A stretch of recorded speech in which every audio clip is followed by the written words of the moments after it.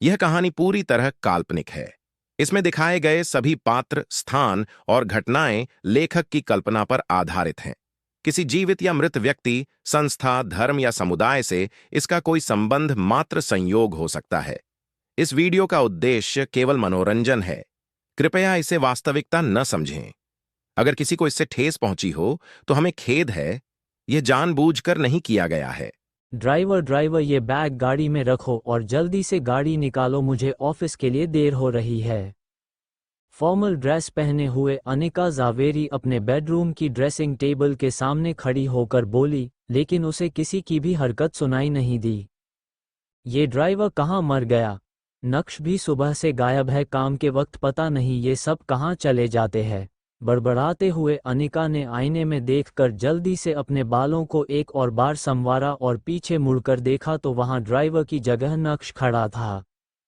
अनिका ने उसे घूरकर देखा तो नक्श ने झिझकते हुए कहा, अनिका, मैं कल गया था रमणीक भाई ज्वेलर्स के पास, लेकिन तुम्हारा सेट रेडी नहीं था। उन्होंने कहा, शायद 1-2 दिन। और इससे पहले कि नक्श आगे कुछ कह पाता, अचानक से ड्राइवर भागते हुए वहां आया और बोला, सॉरी मैडम, थोड़ा लेट हो गया।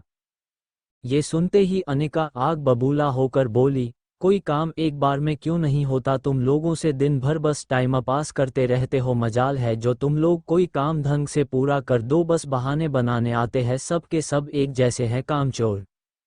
ये कहते हुए अनिका ने नक्श की ओर देखा और नक्श ने तुरंत ही अपना चेहरा नीचे कर लिया। तभी ड्राइवर ने सर झुकाकर धीमी आवाज में कहा, सॉरी मैडम, आगे से ऐसा नहीं होगा। हाँ सॉरी माय फुट।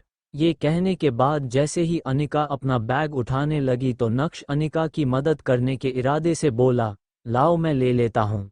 लेकिन इससे पहले कि नक्श बैग उठा पाता, अनिका ने बैग उठाकर ड्राइवर की तरफ बढ़ा दिया और नक्श को पूरी तरह से इग्नोर करके वो कमरे से निकल गई। नक्श चुपचाप खड़ा उसे कमरे से जाते देखता रह गया था।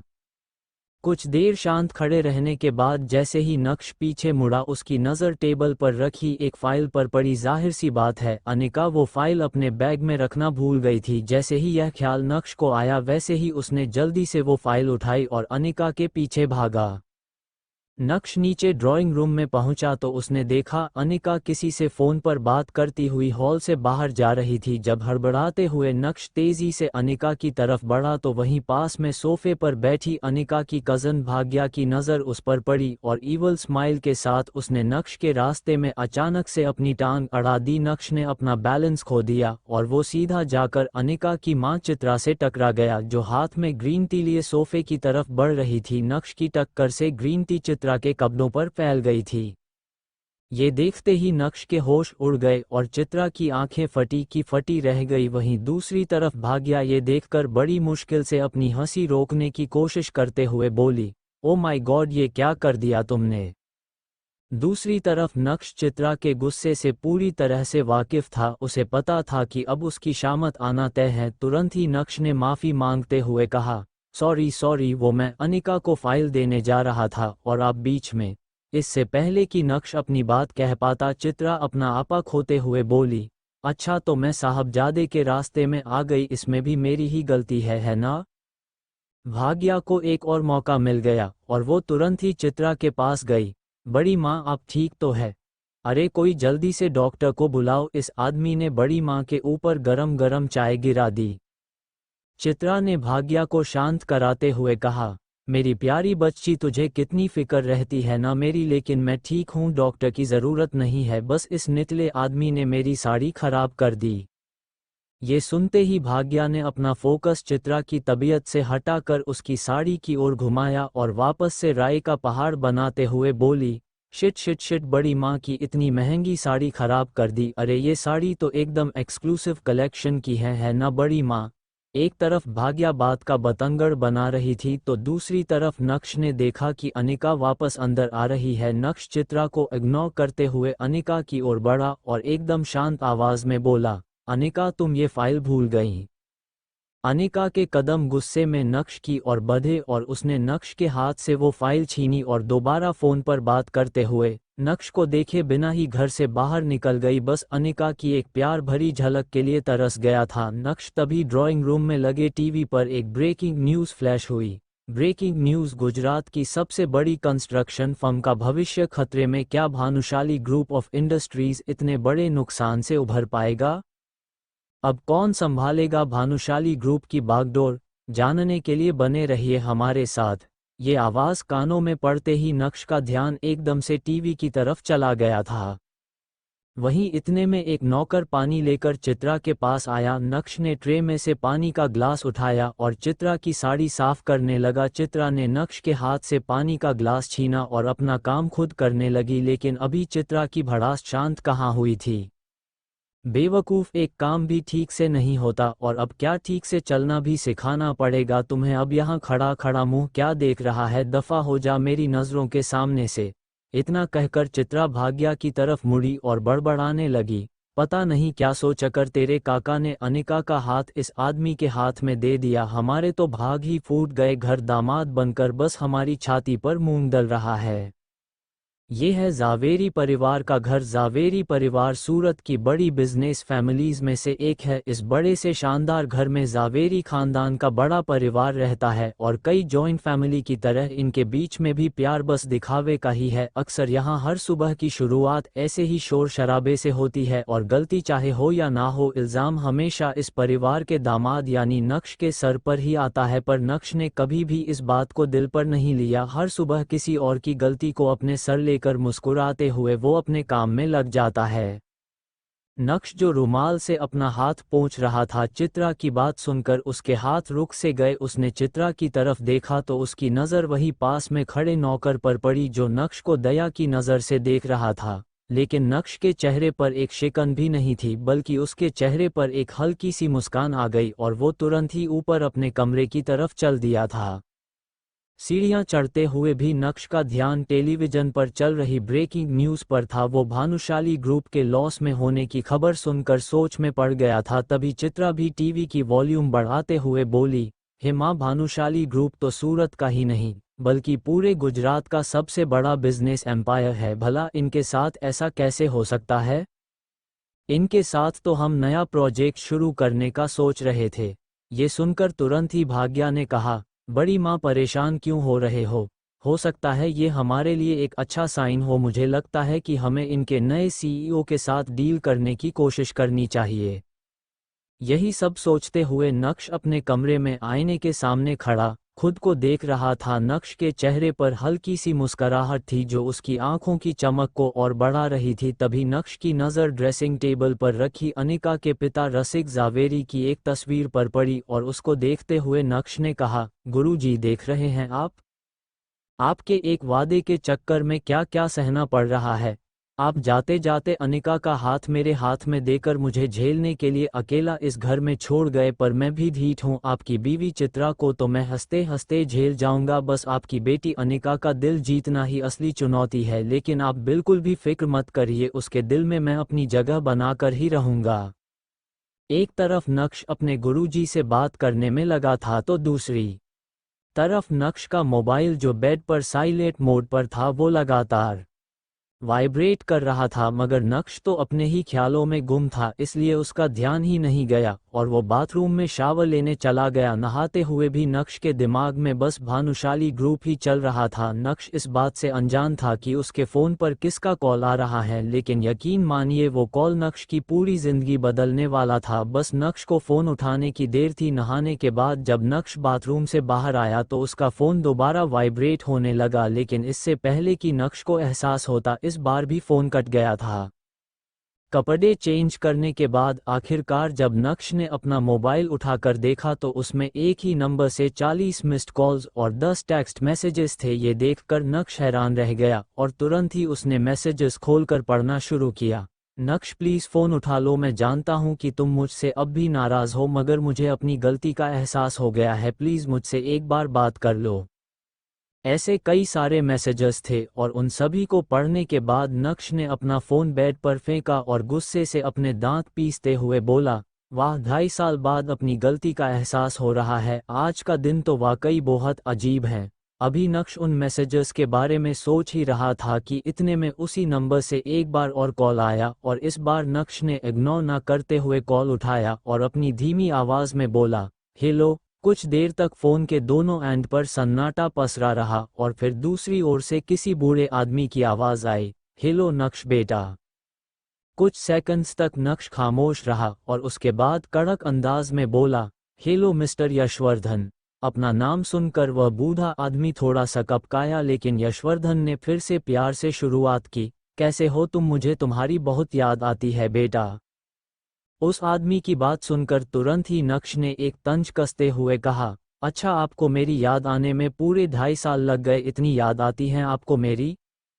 नक्श का तौंत सुनकर वो आदमी पूरी तरह से चौंक गया, लेकिन अपने होश संभालते हुए उसने फिर से बोलना शुरू किया, इन 2.5 सालों के हर दिन हर रात मैंने तुझे याद करते करते ही काटे हैं। मैंने कैसे अपने आप को संभाला है मैं ही जानता हूँ, शायद मैं यही डिजर्व भी करता हूँ। जो कुछ भी मैंने किया या अपने आंखों की सामने होने दिया उसी का नतीजा है ये सब। तेरी तस्वीर को रोज देखकर बस रोता रहता हूँ और खुद को कोसता हूँ कि कैसे मैंने अपने सामने यह अन्याय होने दिया।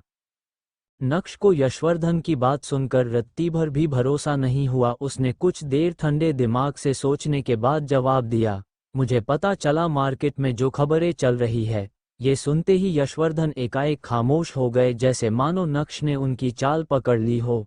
हाँ, लोग तो तरह तरह की बातें बनाते रहते हैं। यशवर्धन के मुंह से यह शब्द बाहर आए, लेकिन इस बार उनकी आवाज में चिंता साफ सुनाई पड़ रही थी।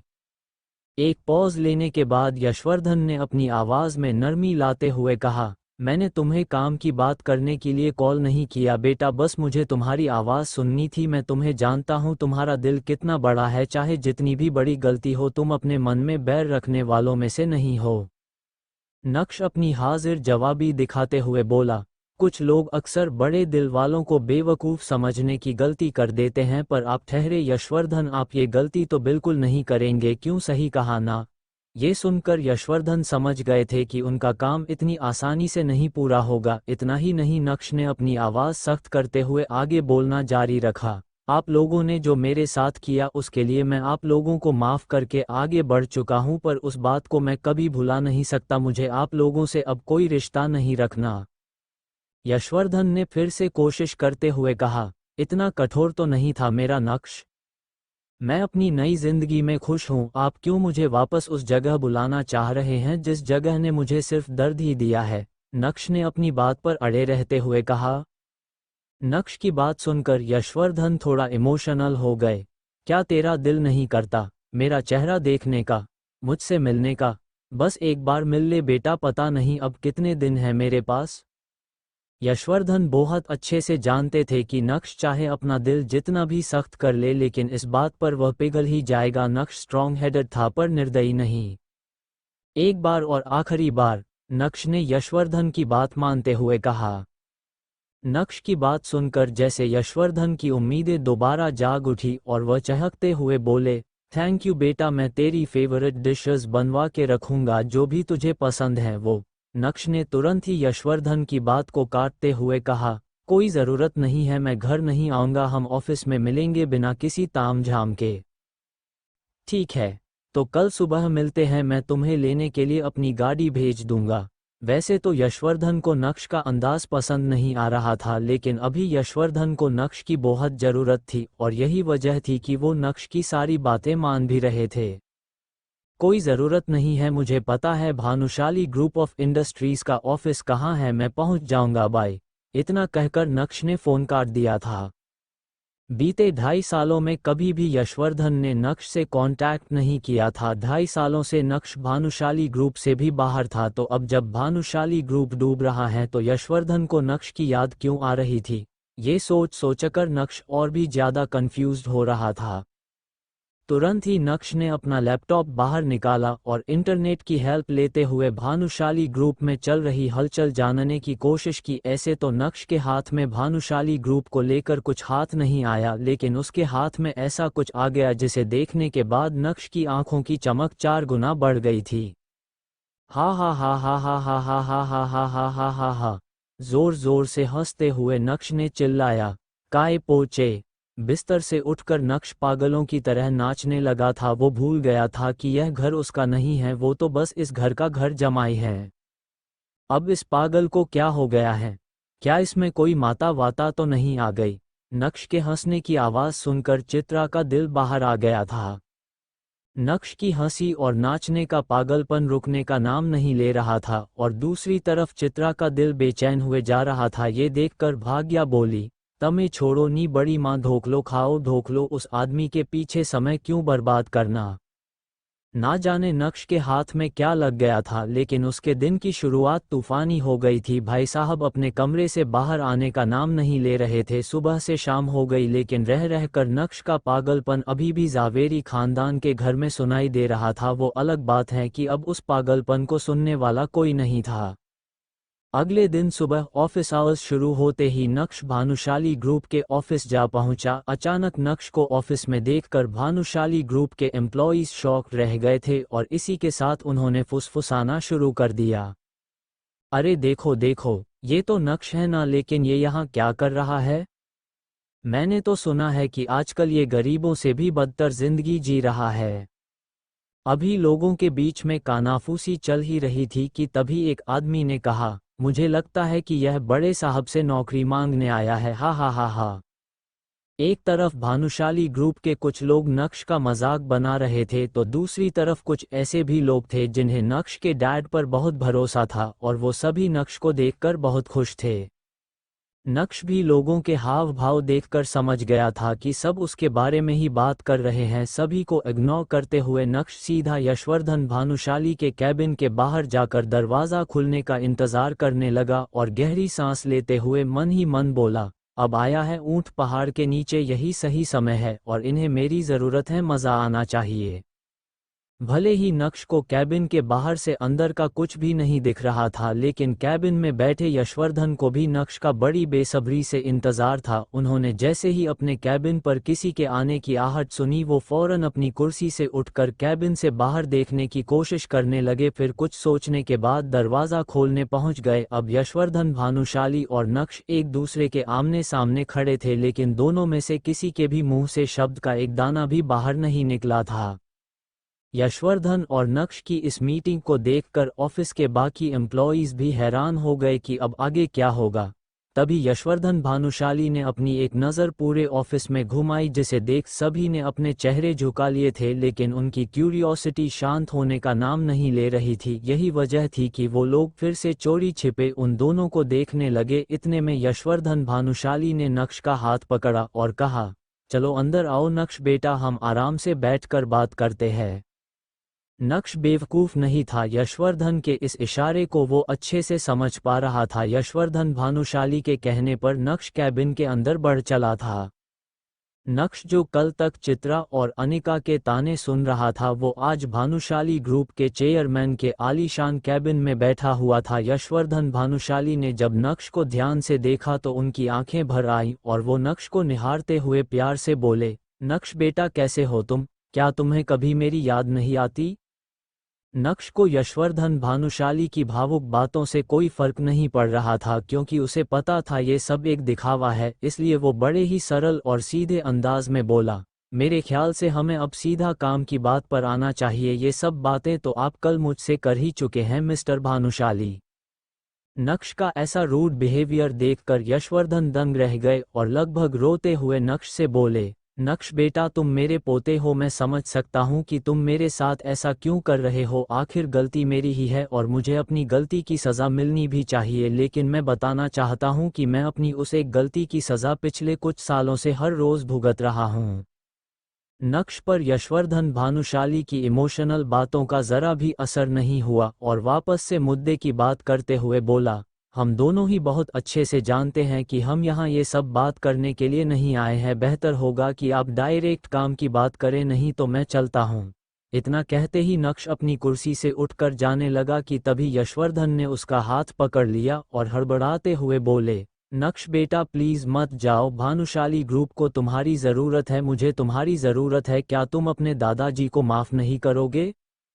वैसे तो नक्श को बहुत गुस्सा आ रहा था, लेकिन उसके पास भी यही एक मौका था जहां वो खुद की जिल्लत भरी जिंदगी को बदल सकता था। यही सोचकर उसने अपने कदम पीछे लिए और चेयर पर जाकर बैठ गया। तभी यशवर्धन ने नक्श की ओर देखा और कहा, बेटा, मैं जानता हूँ कि आज से कुछ साल पहले मैंने तुम्हारे पापा के साथ कुछ ज़्यादा ही सख्ती दिखाई थी, लेकिन अब मैं अपनी गलती सुधारना चाहता हूँ। तुम्हारे पापा ने जिस कंपनी को इतना बड़ा बनाने में अपना खून पसीना एक कर दिया, वो आज डूबने की कगार पर आकर खड़ी हो गई है। मीडिया वाले पहले ही बात का बतंगड़ बना चुके हैं, जिससे अब हमारे क्लाइंट्स भी जाने लगे हैं। नक्श ने अपने दादाजी को इतना लाचार और असहाय आज से पहले कभी नहीं देखा था। उनकी आंखों में आंसू देखकर उसे ये एहसास हो गया कि वो झूठ नहीं बोल रहे हैं, बल्कि उन्हें सच में उसकी ज़रूरत है। मगर नक्श भानुशाली ग्रुप के सीईओ दर्पण भानुशाली यानी अपने चाचा को बिल्कुल भी पसंद नहीं करता था। अपने दादाजी की बात सुनकर नक्श को उन पर दया आने लगी। तुरंत ही नक्श ने अपने दादाजी से कहा, अच्छा बताइए, आप मुझसे क्या मदद चाहते हैं? यशवर्धन ने थोड़ा हिचकिचाते हुए नक्श से कहा, मैं चाहता हूं कि तुम ये कंपनी ज्वाइन कर लो और अपने पापा की तरह ही इसे संभालो। नक्श ने कुछ देर सोचा और फिर बोला, इसका मतलब आप चाहते हैं कि मैं चाचा जी के अंडर काम करूं? यशवर्धन ने धीरे से अपना सर हिलाते हुए कहा, हम। यशवर्धन की बात सुनकर नक्श मन ही मन सोच रहा था कि अगर उसे इस तरह किसी के अंडर में काम करने के लिए ही बुलाना था तो इससे अच्छा फ़ोन पर ही उसे सब कुछ बता देते, लेकिन नक्श के यहाँ आने का मकसद कुछ और भी था। वो अपने दादाजी की बात में आकर किसी भी बात पर हाँ करने के लिए तैयार नहीं था। इसलिए नक्श ने सर उठाकर अपने दादाजी से कहा, दादाजी, यहाँ बात कंपनी और आपके फ़ायदे की है, इसलिए रिश्ते नाते और पछतावा जैसे शब्दों को हम ज़रा पीछे छोड़ दें तो बेहतर होगा। मैं आपकी परेशानी दूर करने के लिए तैयार हूँ, पर उसके बदले में आपको भी मेरे लिए कुछ ऐसा करना होगा जो मुझे खुशी दे सके, मेरा और मेरे डैड का खोया हुआ सम्मान लौटा सके। मैं आपसे ज़्यादा कुछ नहीं चाहता, बस समय समय पर आपको मेरी कुछ शर्तें पूरी करनी होंगी और बदले में आपको मुझसे जो चाहिए वो मैं आपको देता रहूँगा। नक्श के मुंह से शर्त वाली बात सुनकर यशवर्धन चौंक गए। उन्होंने भौहें चढ़ाते हुए नक्श से कहा, शर्तें? अब तुम अपनों के सामने शर्तें रखोगे? नक्श ने मुस्कुराते हुए अपने दादाजी से कहा, वो क्या है ना दादाजी, पिछले 2.5 साल में मैंने जिंदगी की कई ठोकरें खाकर यही सीखा है कि इस दुनिया में सीधा और ईमानदार बनकर रहना सबसे मुश्किल काम है। इसलिए अब मुझे भी आज की दुनिया के तौर तरीकों के हिसाब से ही बात करनी पड़ेगी। शायद इसी में मेरी भलाई है, और वैसे भी ज़रूरत आपको है मेरी, मुझे आपकी कोई ज़रूरत नहीं। नक्श की तीखी बातें सुनकर यशवर्धन भानुशाली सकपका गए। तुरंत ही उन्होंने नक्श से पूछा, अच्छा बताओ, तुम मुझसे क्या चाहते हो? ये सवाल सुनकर नक्श के चेहरे पर चालाकी वाली मुस्कान आ गई थी, लेकिन अपने इमोशंस को कंट्रोल में रखते हुए नक्श ने अपनी पहली शर्त सामने रखी। मेरी पहली शर्त यह है कि अगर मैं ये कंपनी वापस ज्वाइन करता हूं तो इस कंपनी का नया सीईओ मैं बनूंगा। नक्श की पहली शर्त ने ही यशवर्धन को झटका दे डाला था और वो चौंकते हुए बोले, क्या कह रहे हो तुम? नक्श, तुम अपने चाचा की जगह कैसे ले सकते हो? नक्श ने जब अपने दादाजी की बात सुनी तो उसने मुस्कुराकर तंज कसते हुए कहा, ठीक वैसे ही जैसे चाचा जी ने मेरे डैड की जगह ली। हा हा हा हा, मैं जानता था कि आपने मुझे यहाँ चाचू के बिजनेस को बचाने के लिए बुलाया है। लगता है आपको अब भी अपनी गलती का एहसास नहीं है दादू। नक्श की बात सुनकर उसके दादाजी ने कुछ देर सोचा और कहा, ऐसी बात नहीं है बेटा, लेकिन। और इसी के साथ यशवर्धन सोच में पड़ गए। होश संभालने के बाद यशवर्धन ने कहा, अच्छा ये बताओ कि तुम्हारी बाकी की शर्तें क्या हैं? नक्श ने अपनी दूसरी शर्त बताते हुए कहा, मेरी दूसरी शर्त यह है कि मैं कंपनी में वापस तभी आऊँगा जब मुझे काम करने की पूरी फ्रीडम मिलेगी। मुझसे कोई सवाल नहीं करेगा कंपनी का पैसा कहाँ जा रहा है, कहाँ से आ रहा है, ये सब कुछ मेरे जुरिसडिक्शन में होगा। नो इफ नो बट शर्तें अभी ख़त्म नहीं हुई हैं और शायद कभी होगी भी नहीं। इस कंपनी को मेरे हिसाब से चलना होगा।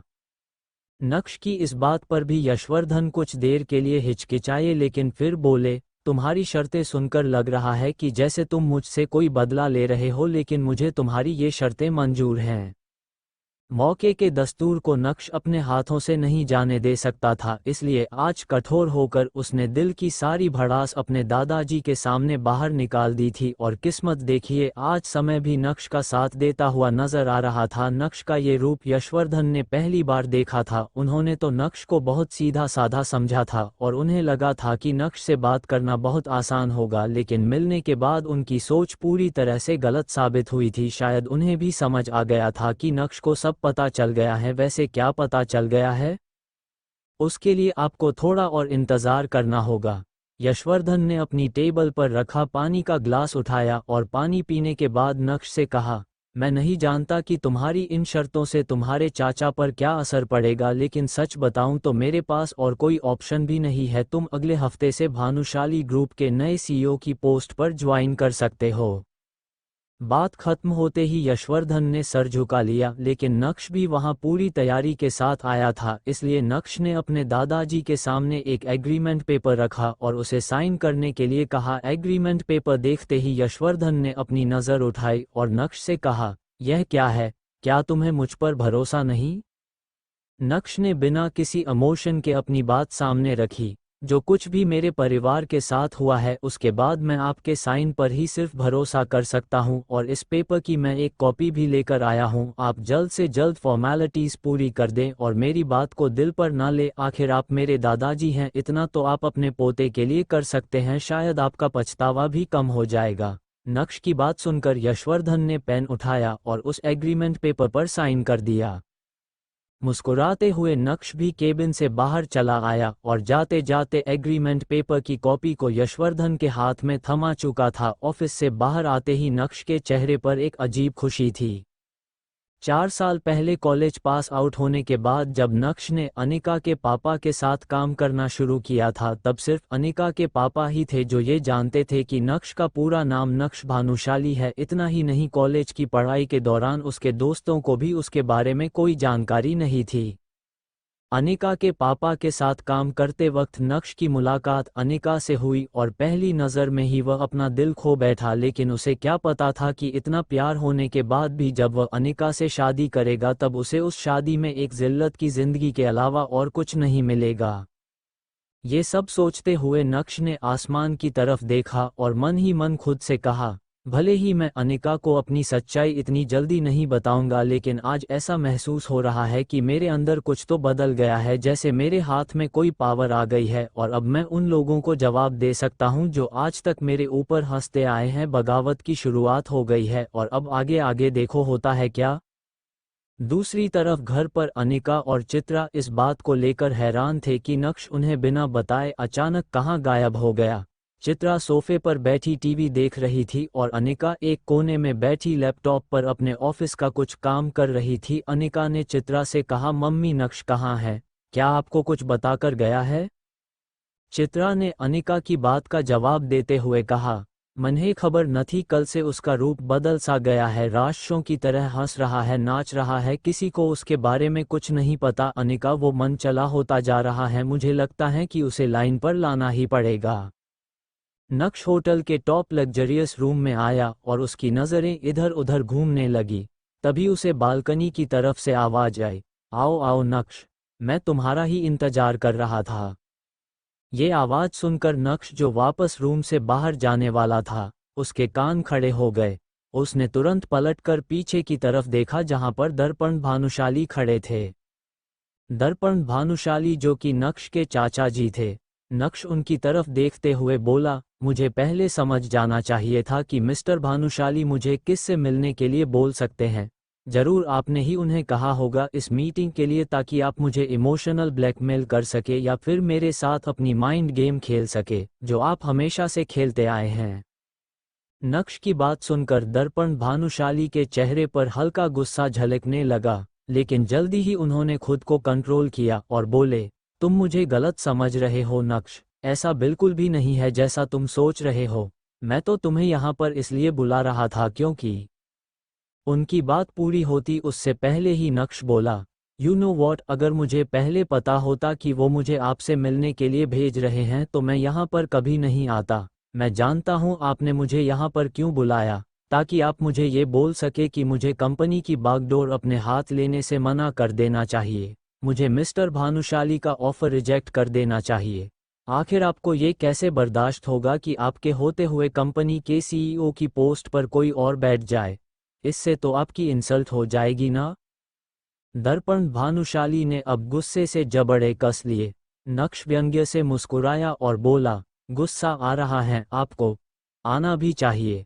मुझे अपने सामने देखकर तो आपका खून भी सूखता होगा, पर इतना जान लीजिए मिस्टर दर्पण भानुशाली कि आपने मेरे डैड के साथ जो किया सो किया, लेकिन आप मेरे साथ कुछ नहीं कर सकते। आप मुझे अब भानुशाली ग्रुप ऑफ इंडस्ट्रीज की बागडोर अपने हाथ में लेने से नहीं रोक सकते। अब वही होगा जो मैं चाहता हूँ। आप ना ही मुझे मैनिपुलेट कर सकते हैं और ना ही मेरे रास्ते में कोई रुकावट डाल सकते हैं। दर्पण भानुशाली हल्का सा मुस्कुराए और बोले, काफी कॉन्फिडेंट हो गए हो तुम। आज से जब 3 साल पहले तुमसे मिला था तो बहुत सारी कमियां थी तुम्हारे अंदर, लेकिन अब लगता है कि काफी बदल गए हो तुम। नक्श तिरछा मुस्कुराया और बोला, आपको जब मेरे अंदर चेंजेस नजर आ रहे हैं तो ये भी समझ आ गया होगा कि वो चेंजेस आए क्यों है। दर्पण भानुशाली ने सवालिया नजरों से नक्श को देखा। नक्श हंसा और बोला, पहले मैं दिल से सोचता था, लेकिन अब मैंने भी दिमाग चलाना शुरू कर दिया चाचा जी। आपको क्या लगता है कि मुझे नहीं पता कि दादाजी ने मुझे अपने पास क्यों बुलाया और आप मुझसे क्या चाहते हैं? खेतान एंटरप्राइजेस को भूले तो नहीं होंगे आप? जैसे ही नक्श ने कहा, दर्पण भानुशाली के चेहरे के रंग उड़ गए। ऐसा लग रहा था जैसे उन्होंने ऐसा कुछ सुन लिया जिसे सुनने की उम्मीद उन्हें दूर दूर तक नहीं थी। उनके उड़े हुए रंग देखकर नक्श मुस्कुराया और बोला, क्या हुआ? आपका तो चेहरा एकदम फीका पड़ गया। आपको क्या लगा था कि मुझे पता नहीं चलेगा? खेतान एंटरप्राइजेज जिसके शेयर्स मेरे डैड ने खरीदे थे, तब आपने दादू को भड़काया था ये बोलकर कि मेरे डैड ने बिल्कुल भी ठीक नहीं किया। लेकिन आज वही शेयर्स मार्केट में सोने के भाव हो चुके हैं। आप मुझसे वो शेयर्स लेना चाहते हैं, लेकिन मैं कोई छोटा बच्चा नहीं हूं जिससे आप बहला फुसला कर कुछ भी ले लेंगे। दर्पण भानुशाली व्यंग्य से मुस्कुरा कर बोले, एक वक्त था जब तुम्हें मुझसे बात तक नहीं करना आता था, और आज एक वक्त ऐसा आया है जो तुम मुझे सामने से जवाब दे रहे हो। अच्छा लगा तुम्हारी हिम्मत देखकर, लेकिन इतना याद रखना कि बाप बाप होता है और बेटा बेटा। मैं इस बिजनेस में सालों से हूं और तुम बस अभी अभी आए हो। जब भी जरूरत पड़े तो याद कर लेना मुझे, तुम्हारी मदद मैं जरूर करूंगा। नक्श हंसा और बोला, ऐसा दिन कभी नहीं आएगा। नक्श भानुशाली को आपकी जरूरत कभी नहीं पड़ेगी, लेकिन हाँ, आपको मेरी कितनी जरूरत है ये मुझे साफ दिखाई दे रहा है। ये बोलकर वो कुछ पल अपने चाचा को देखता रहा और फिर तुरंत वहां से चला गया। मिस्टर दर्पण भानुशाली उसे अपनी गहरी नजरों से जाते हुए देख रहे थे। नक्श जैसे ही उस होटल से बाहर आया, उसने अपने फोन से अपने दादू मिस्टर भानुशाली को कॉल किया। जैसे ही उन्होंने कॉल रिसीव किया, वो तुरंत बोले, तुम मीटिंग में गए? नक्श थोड़े गुस्से से बोला, मुझे लगा था आप थोड़े सुधर गए होंगे दादू, लेकिन नहीं, आप अभी भी बिल्कुल वैसे ही है जैसे पहले थे। आपको क्या लगता है कि मुझे मिस्टर दर्पण भानुशाली से मिलने में ज़रा भी इंटरेस्ट है? बिल्कुल भी नहीं। फिलहाल ये मीटिंग तो मैंने कर ली, लेकिन ये मत समझ लेना कि मैं उनके अंडर काम करूंगा या फिर उन्हें अपने काम में ज़रा सा भी इंटरफेयर करने दूंगा। उसे गुस्से में देखकर मिस्टर भानुशाली जल्दी से बोले, ऐसा ऐसा बिल्कुल भी नहीं है नक्श। तुम्हें जो काम करना है, जैसा काम करना है तुम कर सकते हो, कोई तुम्हें रोकेगा टोकेगा नहीं। बस तुम मंडे से ऑफिस ज्वाइन कर लेना। नक्श ने बिना कुछ कहे ही कॉल डिस्कनेक्ट कर दिया।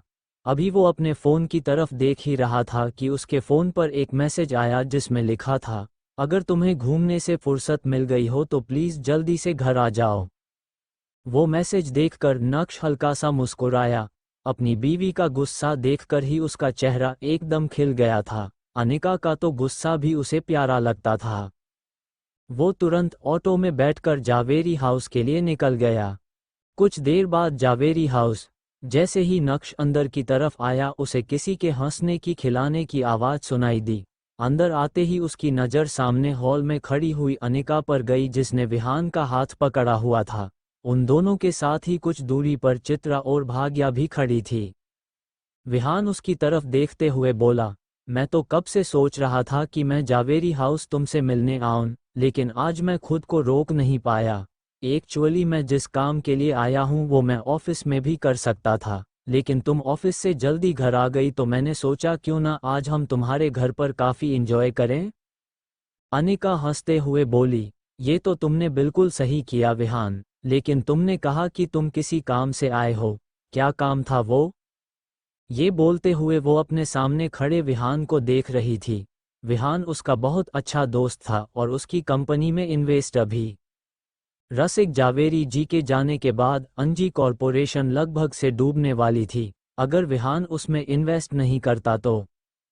विहान की दोस्ती भी अनिका के लिए इजी टास्क नहीं था, बहुत पापड़ बेलने पड़े थे उसे विहान से दोस्ती करने के लिए। हालांकि उसे ऐसा लगता था कि उसने विहान को अप्रोच किया, लेकिन विहान ने जब उसे पहली नज़र देखा ही था तभी उस पर फ्लैट हो गया था। लेकिन वो चाहता था कि अनिका उसे अप्रोच करें, इसलिए और नखरे दिखा रहा था। पर अब दोस्ती होने के बाद भी उनका रिश्ता सिर्फ दोस्ती तक टिका था, तो उसे इस बात पर इरिटेशन होती थी। वो जल्द से जल्द अनिका के साथ अपने दोस्ती के रिश्ते को आगे बढ़ना चाहता था। अनिका की बात सुनकर विहान मुस्कुराते हुए बोला, कोई काम नहीं अनिका, एक्चुअली एक सरप्राइज है तुम्हारे लिए। सरप्राइज का सुनकर अनिका का चेहरा खिल गया। वो बड़ी बड़ी आंखों से विहान को देखने लगी और नक्श की नज़रें भी विहान और अनिका पर ही टिकी थी। विहान ने अपना एक हाथ पीछे किया हुआ था, अब उसने उस हाथ को आगे किया और अनिका की तरफ बढ़ाते हुए बोला, ये तुम्हारे लिए, एक बेहद खास डायमंड के लिए रेयर डायमंड से बना हुआ नेकलेस। उसकी बात सुनकर अनिका के होश उड़ गए। विहान उसे इतना कीमती तोहफा देगा उसने कभी नहीं सोचा था। वो अपने मुंह पर अपना हाथ रखकर हैरान होते हुए बोली, क्या तुम मेरे लिए रेयर डायमंड का नेकलेस लेकर आए हो? चित्रा और भाग्या भी मुस्कुराते हुए अनिका को देख रहे थे। चित्रा खुश हो रही थी इस बार पर कि चलो कोई तो है जो उनकी बेटी की खुशी के बारे में सोचता है। विहान मुस्कुराया और बोला, बहुत दिनों से मन था तुम्हारे लिए ये नेकलेस लाने का, लेकिन ये अवेलेबल नहीं हो पा रहा था। आज हुआ तो मैं ले आया, ज़रा इसे पहनकर बताओ तुम्हें ये कैसा लगा। ये बोलते हुए उसने उस डायमंड बॉक्स को खोल दिया तो उसकी चमक से ही अनिका का चेहरा और भी ज़्यादा चमक उठा। उसने उस डायमंड नेकलेस को अपने हाथों में उठाया और मुस्कुराते हुए बोली, तुम्हें पता है मैं हमेशा इस नेकलेस के बारे में सोचती थी, लेकिन मुझे नहीं पता था कि मैं कभी उसे पहन भी पाऊंगी। ये बोलते हुए उसने उस डायमंड नेकलेस को अपनी गर्दन से लगाया। नक्श जो काफी वक्त से अनिका और विहान को देख रहा था वो तुरंत आगे की तरफ आया और बोला, सॉरी अनिका, अगर तुम सोच रही हो कि तुम्हारा ये रेयर डायमंड वाला नेकलेस पहनने का ख्वाब पूरा हो गया तो ऐसा नहीं है। तुम्हारा ख्वाब फिलहाल ख्वाब ही है, क्योंकि ये रेयर डायमंड नेकलेस नहीं है, इसके डायमंड बिल्कुल विहान की तरह नकली है। उसकी बात सुनकर अनिका हैरानी से नक्श की तरफ देखने लगी। आज तक नक्श की जुबान नहीं खुलती थी उसके सामने, लेकिन आज तो जैसे ना जाने उसे कहाँ से हिम्मत मिल गई थी इतना सब कुछ बोलने की। वो गुस्से से बोली, खबरदार नक्शा, अगर तुमने विहान के बारे में कुछ भी कहा तो। वही उसकी बात सुनकर ही विहान का चेहरा एकदम फीका पड़ गया था। वो हड़बड़ा कर बोला, तुम्हारी हिम्मत भी कैसे हुई मेरे बारे में बकवास करने की? नक्श हल्का सा मुस्कुराया और बोला, तुम्हें क्या लगता है कि तुम मुझे बेवकूफ़ बना सकते हो? बिल्कुल भी नहीं। मैं बहुत अच्छी तरह से जानता हूँ ये रेयर डायमंड का नेकलेस नहीं है। अगर ये सच में ओरिजिनल है तो बताओ, हम लोग टेस्ट कर लेंगे। लेकिन ये बताओ कि अगर ये रेयर डायमंड नेकलेस नहीं हुआ तो क्या तुम हमेशा के लिए मेरी बीवी से दूर रहोगे? ये जो बार बार तुम अपनी लिमिट क्रॉस करके मेरी बीवी के करीब आने की कोशिश करते हो, ये कोशिश छोड़ दोगे? अनिका उसकी बात सुनकर गुस्से से और भी ज्यादा तिलमिला उठी। वही नक्श को इतने कॉन्फिडेंस से बोलते हुए देख विहान समझ चुका था कि अब उसकी चोरी पकड़ी गई है। चूंकि भानुशाली ग्रुप का इंडस्ट्रीज डायमंड के बिजनेस में भी थी, इसीलिए नक्श को सभी डायमंड की अच्छे से परख थी। वो रेयर डायमंड और नकली डायमंड में फर्क बहुत अच्छी तरह से जानता था। अनिका गुस्से से नक्श की तरफ देखते हुए कुछ बोलने को हुई, लेकिन उससे पहले विहान बोला, एक्चुअली नक्श झूठ नहीं बोल रहा है अनिका, ये डायमंड रेयर डायमंड नहीं है, लेकिन ये नकली भी नहीं है, बस उनकी क्वालिटी रेयर डायमंड से थोड़ी कम अच्छी है, पर ये भी बहुत एक्सपेंसिव है। उसकी बात सुनकर अनिका शॉक्ड रह गई। विहान एक बार फिर से बोला, एक्चुअली मुझे पता चला कि तुम रमणीक भाई ज्वेलर्स से अपना ज्वेलरी सेट बना रही थी, लेकिन इस नक्श की कामचोरी की वजह से वो ज्वेलरी सेट अभी बना नहीं, और तुम्हारे घर में गेट टुगेदर पार्टी है तो तुम्हें न्यू ज्वेलरी तो चाहिए होगी। तो मैंने सोचा क्यों नहीं मैं तुम्हें ये डायमंड सेट दे दूं। ऐसा नहीं है कि मैं तुम्हें रेयर डायमंड सेट नहीं दे सकता, मैंने वो भी अवेलेबल करवाने की कोशिश की थी अनिका, लेकिन तुम तो जानती हो रेयर डायमंड सेट इतनी आसानी से अवेलेबल नहीं हो सकता। उसकी बात सुनते हुए अनिका नक्श की तरफ देख रही थी। नक्श के चेहरे पर मुस्कुराहट देखकर उसे हद से ज्यादा गुस्सा आ रहा था। बेशक से विहान ने उसे नकली सेट दिया, लेकिन वो पूरा नकली तो नहीं था ना। वो बस रेयर डायमंड नहीं था, लेकिन डायमंड तो था ना, जिनके बारे में सोचने की हैसियत भी नक्श की नहीं है। वो विहान को ऐसे नक्श के सामने इंसल्टेड फील नहीं होने दे सकती थी, इसलिए तुरंत बोली, तुम्हें ज़्यादा सोचने की ज़रूरत नहीं है, मैं तुम्हारी बात बहुत अच्छी तरह से समझ रही हूँ। रेयर डायमंड का ज्वेलरी सेट कोई छोटी मोटी बात नहीं है। जहाँ तक मुझे याद है पिछले साल एक रेयर डायमंड ज्वेलरी सेट की बोली लगी थी, तकरीबन 2-3 करोड़ का बिका था। खरीदा किसने वो मुझे याद नहीं, लेकिन तुम मेरे लिए ये वाला ज्वेलरी सेट लाए, यही बहुत बड़ी बात है मेरे लिए। थैंक यू सो मच, और मैं गेट टुगेदर पार्टी में इसे ही पहनूंगी। उसकी बात सुनते हुए नक्श हैरान रह गया। वो तुरंत आगे आया और बोला, ये तुम क्या बोल रही हो अनिका? ये जानते हुए भी कि इस आदमी ने तुम्हें झूठ बोला, तुम इस पर गुस्सा होने की बजाय इसका साथ दे रही हो। जो इंसान ऐसी बात पर झूठ बोल सकते हैं वो ना जाने तुमसे कितने ही झूठ बोलता होगा, तुम इस पर ट्रस्ट भी कैसे कर सकती हो? उसकी बात सुनकर अनिका गुस्से से चिल्लाते हुए बोली, चुप, बिल्कुल चुप। अब अगर तुमने विहान के लिए एक शब्द भी और कहा ना तो मैं बर्दाश्त नहीं करूंगी। मुझे लगता है तुम अपनी असली औकात भूल गए हो, इसलिए मेरे सामने इस तरह से जुबान चला रहे हो। अनिका को नक्श पर गुस्सा करते हुए देख विहान के चेहरे पर शातिर मुस्कुराहट तैर गई। उसे इस तरह से मुस्कुराते हुए देख अचानक ही नक्श ने विहान का गिरेबान पकड़ लिया। अनिका और विहान दोनों के होश उड़ गए। विहान का गुस्सा उसकी आंखों में साफ दिख रहा था, जिसे देखने के बाद अनिका भी सरप्राइज थी, लेकिन अनिका ने विहान को रोकने या फिर शांत करने की कोई कोशिश नहीं की, शायद वो भी इस तमाशे को एंजॉय करना चाहती थी। नक्श ने पहले तो अनिका के सामने विहान का भांडा फोड़ा और उसे पूरी तरह से एम्बैरस किया। उसके बाद नक्श ने अपनी ही बीवी को सलाह भी दे डाली, जो पिछले 2.5 सालों में उसने पहले कभी नहीं दी थी। लेकिन अनिका की खरी खोटी सुनने के बाद अब नक्श कोई बात नहीं करना चाहता था। यही वजह थी कि उसने विहान की आवाज़ को पूरी तरह से नज़रअंदाज किया और आगे बढ़ता गया। नक्श का ये एटीट्यूड विहान से बर्दाश्त नहीं हुआ और उसने अपनी चाल बढ़ाते हुए नक्श का पीछा किया, और इससे पहले कि नक्श लिफ्ट में जाता विहान ने उसका हाथ पकड़कर उसे रोकते हुए कहा, अबे भाग कहाँ रहा है? तुझे सुनाई नहीं देता मैं कब से तुझे आवाज दे रहा हूँ, बहरा है क्या? विहान नक्श के ठीक सामने था और गुस्से से उसकी आंखें लाल हो गई थी। नक्श ने उसकी बात का कोई जवाब नहीं दिया। इसका मतलब यह नहीं कि नक्श डर गया था, वैसे भी अब नक्श को किसी से भी डरने की कोई जरूरत नहीं थी, लेकिन चूंकि नक्श अभी भी शांत था इसलिए विहान को बोलने का एक और मौका मिल गया। तूने मेरे ही सामने मेरे गिफ्ट का मजाक कैसे उड़ाया? मैं दावे के साथ कह सकता हूं कि अगर तू खुद को भी बेच देगा ना तब भी उस हार को नहीं खरीद पाएगा। बड़ा आया बात करता है। और दूसरी बात, तुझे तेरी मार्केट वैल्यू पता होनी चाहिए। 0 डब्बा गोल।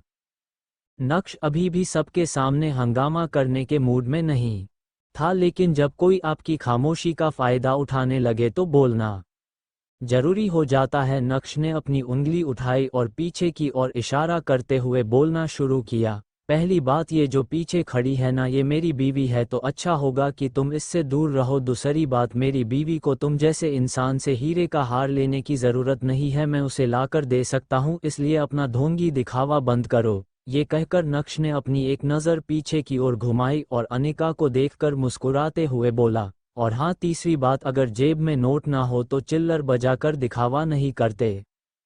नक्श ने विहान को अपने स्वैग के दर्शन करवा दिए थे। इसी के साथ नक्श ने विहान को एक बाजू धकेला और ऑफिस से बाहर निकल गया। नक्श के वहां से जाने के बाद कुछ देर तक विहान वहीं खड़ा रहा, लेकिन इतनी बेइज्जती होने के बाद वहां रुकने का कोई सेंस नहीं था। इससे पहले कि अनिका विहान से कुछ कहती, विहान ने तुरंत ही लिफ्ट का बटन दबाया और लिफ्ट के अंदर चला गया। तमाशा खत्म होने के बाद अनिका भी ऑफिस के अंदर चली गई। यह एनजी कॉरपोरेशन का ऑफिस था जिसकी चेयरमैन अनिका थी। अपने केबिन में जाने के बाद अनिका गुस्से से आग बबूला हो रही थी। उसकी जलती आंखों के सामने सिर्फ नक्श का चेहरा घूम रहा था और वो जितना नक्श के बारे में सोच रही थी उसका गुस्सा उतना ही बढ़ता जा रहा था।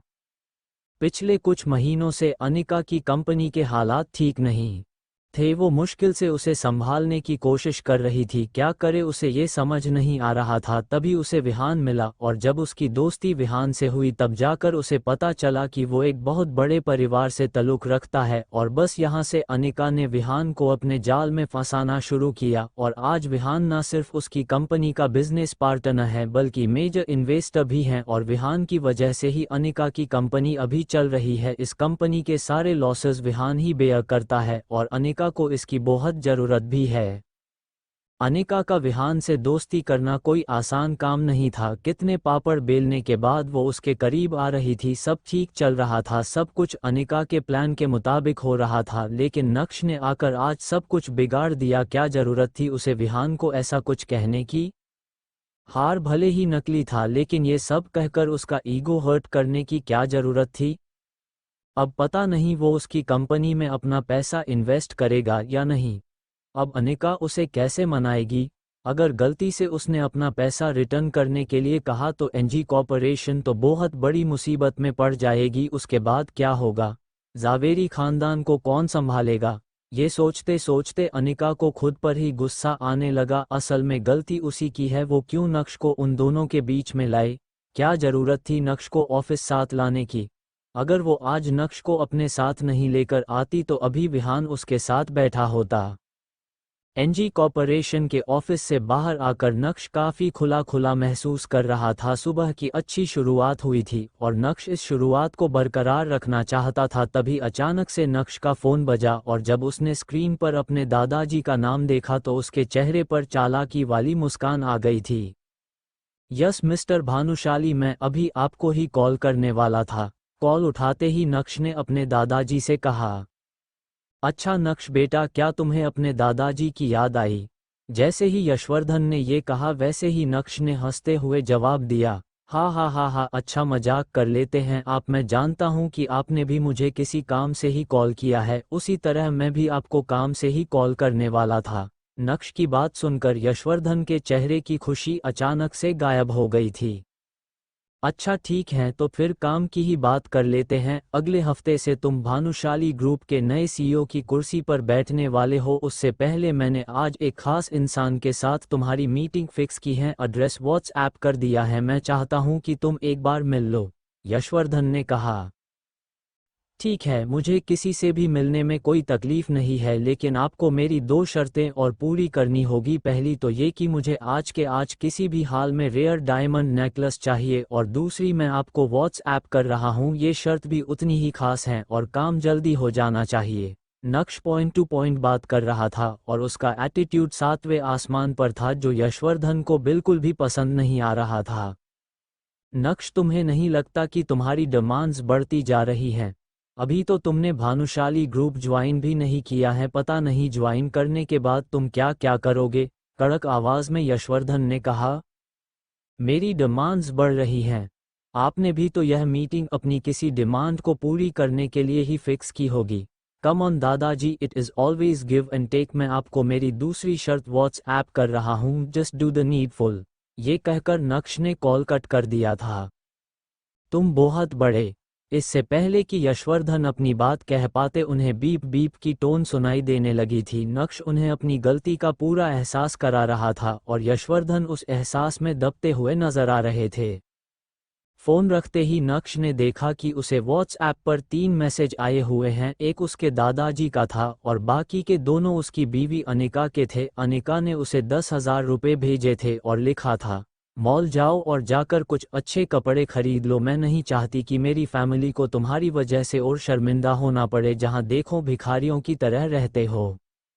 दरअसल अनिका के घर में आज फैमिली डिनर पार्टी थी और पिछली बार नक्श की वजह से उसे काफ़ी कुछ झेलना पड़ा था, इसलिए उसने नक्श को इस बार पहले ही पैसे भेज दिए जिससे जावेरी खानदान और बाकी के गेस्ट्स के बीच नक्श को लेकर कोई बात ना हो, वरना चित्रा और अनिका को अपना मुंह बंद करना पड़ जाता था। ओह बेबी, अब तुम्हारे 10,000 रुपये भेजने की मुझे कोई ज़रूरत नहीं है, मन ही मन सोचते हुए नक्श ने अपनी दूसरी शर्त को यशवर्धन तक पहुंचा दिया था। मैसेज करने के बाद नक्श ने अपना फ़ोन जेब में रखा और सड़क के किनारे जाकर टैक्सी रोकने के लिए अपना हाथ आगे बढ़ाया। जैसे ही एक टैक्सी आकर रुकी वैसे ही नक्श उस टैक्सी में बैठा और टैक्सी ड्राइवर से बोला, गोल्डन डोमेन सोसाइटी।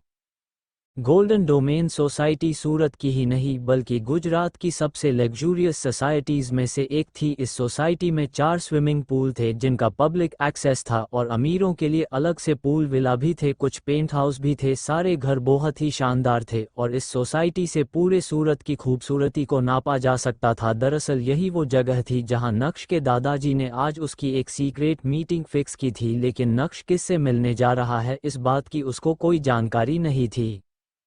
लेकिन जब नक्श वहां पहुंचा तो पूल विला के गार्डन में बैठे आदमी को देखकर उसका गुस्सा उबाल मारने लगा। उसने सोचा ही नहीं था कि जिस इंसान से वो मिलने आया है वो कोई और नहीं बल्कि उसका चाचा दर्पण भानुशाली होगा। ये जानकर नक्श अपने चाचा से बिना मिले ही वहां से जाना चाहता था और नक्श ने तो अपने कदम भी मोड़ लिए थे, लेकिन तभी अचानक से उसके कान में एक आवाज़ सुनाई पड़ी, नक्श, पिछली बार मैं तुमसे लगभग 2.5 साल पहले मिला था, तुम पहले से काफ़ी अच्छे और कॉन्फिडेंट नज़र आ रहे हो। अब चूंकि दर्पण भानुशाली ने नक्श से बात करना शुरू कर दिया था, इसलिए नक्श किसी का डिसरिस्पेक्ट नहीं करना चाहता था। नक्श के कदम दर्पण भानुशाली की तरफ बढ़ने लगे थे। हालांकि नक्श ज़्यादा बात नहीं करना चाहता था और अपने चाचा की शक्ल तो बिल्कुल भी नहीं देखना चाहता था, इसलिए उन्हें देखे बिना ही नक्श ने कहा, दर्पण काका, तमें सीधा पॉइंट पर आओ ने बताइए कि भानुशाली फैमिली को अब मुझसे क्या चाहिए। अगर आप ये सोच रहे हैं कि आपसे बात करके मैं डर कर भानुशाली ग्रुप का नया सीईओ बनने से मना कर दूंगा तो ये आपकी गलतफहमी है। मैं ऐसा कुछ भी नहीं करने वाला, कोई डाउट मत रखना।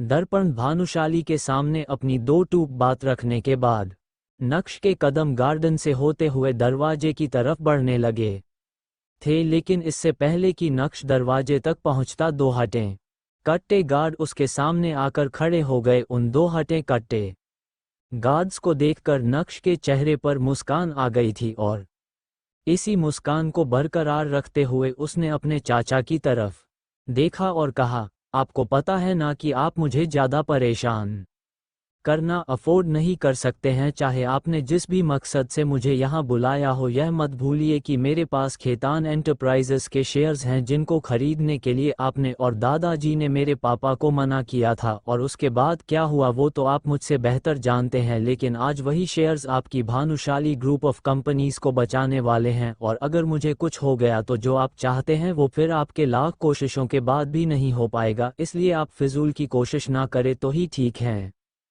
भानुशाली ग्रुप ऑफ कंपनीज पूरे गुजरात में एक बड़ा नाम था। छोटे से बड़ा हर बिजनेसमैन को भानुशाली ग्रुप की सारी जानकारी थी। 4 साल पहले मार्केट में उन्हें कंपटीशन देने के लिए कोई भी नहीं था, क्योंकि उस समय भानुशाली ग्रुप के सीईओ नक्श के पिता यानी जितेन भाई भानुशाली थे। जितेन भाई को बिजनेस की सारी ABCD पता थी और यही वजह थी कि उन्होंने खेतान एंटरप्राइजेस के 40% शेयर्स खरीद लिए। उन्हें पता था कि आगे का मार्केट कैसी करवट लेगा और वो उसका पूरा फायदा उठाना चाहते थे। लेकिन ये बात दर्पण भानुशाली और यशवर्धन भानुशाली को पसंद नहीं आई और बिना कुछ सोचे समझे उन दोनों ने मिलकर जितेन भाई भानुशाली को भानुशाली ग्रुप से बाहर का रास्ता दिखा दिया। जितेन भाई के जाने के बाद नक्श के चाचा दर्पण भानुशाली ने भानुशाली ग्रुप के सीईओ की कुर्सी संभाली, लेकिन वो अपनी कंपनी को संभाल पाने में पूरी तरह से फेल हो गए। अब उन्हें डूबते हुए तिनके का सहारा चाहिए था, और जब उन्हें पता चला कि जितेन भाई के खरीदे वो शेयर्स आज मार्केट में तहलका मचा चुके हैं, तब भानुशाली खानदान को नक्श की याद आई। अब आप लोगों को पता चल ही गया होगा कि नक्श के अंदर यह पावरफुल चेंजेस क्यों और कैसे आ रहे हैं।